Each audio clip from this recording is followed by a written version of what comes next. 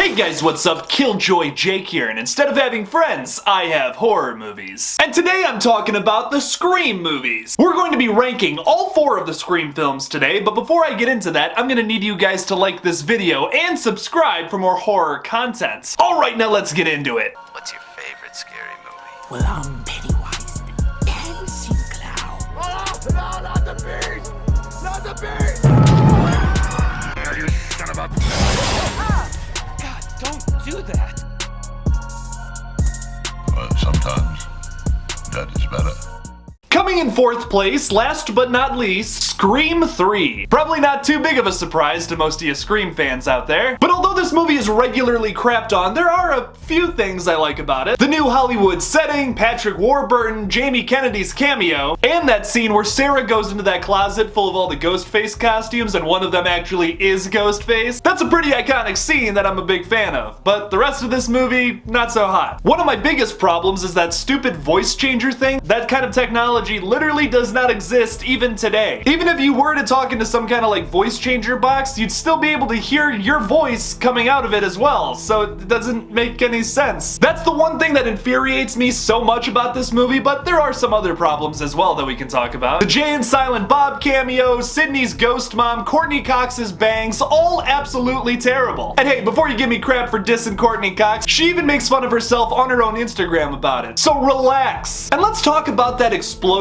sequence just for a minute here. Do you know how much had to go into actually making that work? And the fact that it was successful? It's so unbelievably impractical. It bugs the crap out of me. I want to say the S word, but I don't want to get demonetized. That's why I say crap all the time. Ghostface was relying on it being too dark in the house that someone would have to go grab a lighter. This is the year 2000. Flashlights exist. Man could have just picked a flashlight out of a drawer and then read the rest of the crazy script, which I don't even know why he needed to read it. If someone is faxing me a bunch of crazy things about wanting to kill me, I'm just getting the heck out of there. I'm calling the police first, of course. And you can smell gas pretty easily. It makes these characters who have been so intelligent in the past films seem like total idiots. The retcons are kind of unnecessary, absolutely no creative kills, just guns and stabs. And I don't hate Roman as the killer. I don't love him either. But there you go, that's my rant on Scream 3. I'm so sorry to the people out there who actually like that hot garbage fire. Moving on to the 3rd spot is Scream 2. Now this might be a little controversial as most people really enjoy this film. I just have too many problems with it to put it above Scream 4. That kind of spoils the rest of this list, but what else did you think was gonna be number 1? I will say though that Scream 2 has the absolute best opening of all the sequels. Now although that bathroom stall kill is just a stab, it's a very inventive stab, and I like it. A killer first kill.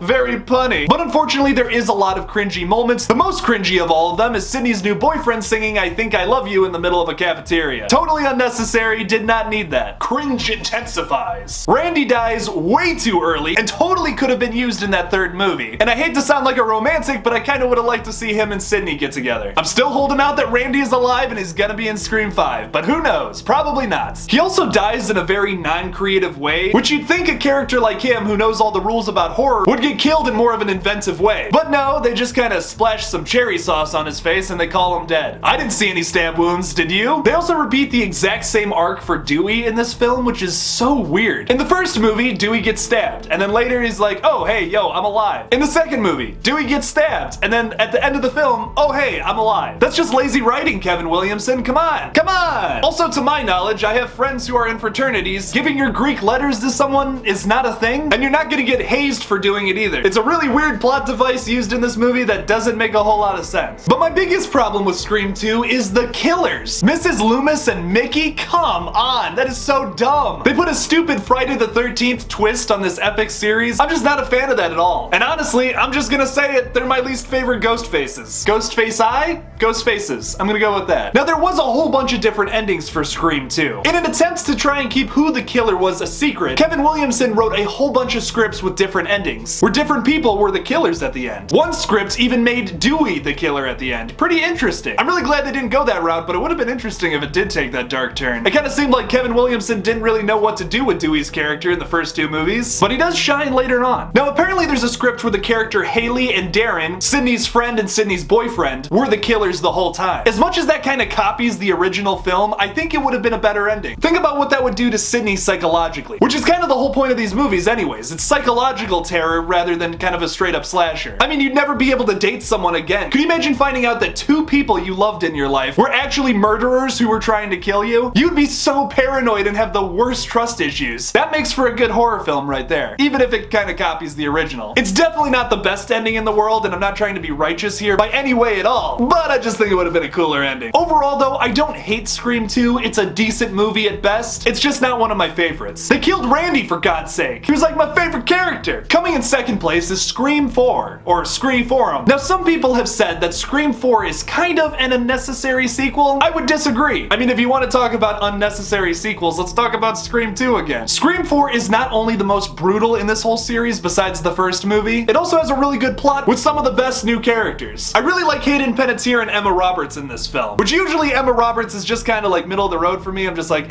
whatever. She's serviceable, but she never does anything exceptional. In this film, I think she's pretty good. I really buy that her character wants this fame so bad, and it's a really good motivation for Ghostface. And I really hate to say this because a lot of people do like the mystery elements of the Scream movies, but this is the only film in the franchise where I couldn't figure out who the killer was at the very beginning. It's usually given away pretty early on, and I really thought it was Deputy Judy. Marley Shelton is also fantastic in this film, playing a really good red herring, and I'm really excited to see her come back for this new 5 Cream film. It's just gonna be called Scream, but I wish it was called 5 Cream. I also think the Scream trio all is a little more relevant in this film compared to past films. Like I said, Dewey doesn't really have that big of a role in the first 2 movies. Like, yes, in the first one, in the second one, not so much. In this movie, Sid, Dewey, and Gale all have really big parts, and play important roles to the plot, unlike some of the other sequels. The big thing I don't like about Scream 4, though, is the meta humor. This one just goes off the rails with it. In all the other sequels, it's just kind of sprinkled in there, but like every single scene in Scream 4 has a meta joke in it. And sometimes they're too much, like that opening sequence. Ugh. It just goes on forever and it's not scary. I don't know, I'm just not a fan of that beginning. But this is probably the bloodiest Scream film, which is a big plus in my book. But unfortunately, none of these sequels can beat the original classic. So coming in first place is of course the original Scream from 1996. I have to put the year next to it because we have another film coming out called Scream, which is gonna get real confusing in the next 2 years. The original Scream is one of those once in a decade kind of films that just changes the entire genre as a whole. Besides the fact that it completely reinvented the slasher genre, it also has a super shocking and terrifying opening sequence. What's your favorite scary movie?